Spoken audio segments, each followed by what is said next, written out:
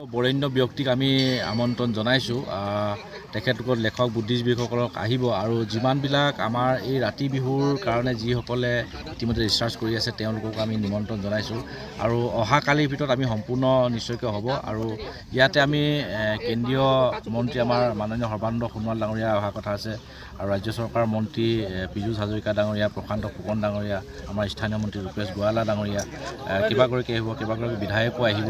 আৰু এইবাৰ ৰাতি বিহুৰ সেইকাৰণে আমি ভাবিছোঁ যে গুৱাহাটীৰ পৰা কেইবাগৰাকীও বিশিষ্ট লেখক আহিব আৰু এইবাৰ ৰাতি বিহুত আমাৰ এই অঞ্চলটোৰ প্ৰায় 5,000 নাচনী আমি যোগাৰ কৰাৰ পৰিকল্পনা কৰিছোঁ।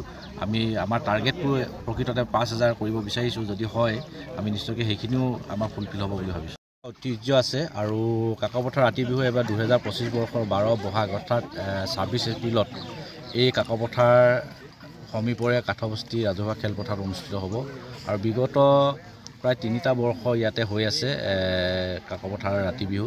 আৰু এইবাৰ ৰাতি বিহু এটা বিশেষকৈ আমি খুব আমাৰ যিটো ঐতিহ্য আছে, মৰাণ জনগোষ্ঠীৰ যিটো ঐতিহ্য আছে তাক নিখুঁতভাৱে মানে আমি যাতে দেখুৱাব পাৰোঁ বা যিহেতু আমাৰ এটা প্ৰচলিত আছেই, আমাৰ গছ তলৰ বিহুৱে হওক বা ৰাতি বিহুৱে হওক, আমি যিহেতু ইয়াতে কাকপথাৰ ৰাতি বিহু আমি যিহেতু কিছু চিম্বলিক দেখাব লগা হয়, গতিকে কিন্তু এইবাৰ আমি খুব নিখুঁতভাৱে আমি ইয়াত অনুষ্ঠিত কৰিব বিচাৰিছোঁ।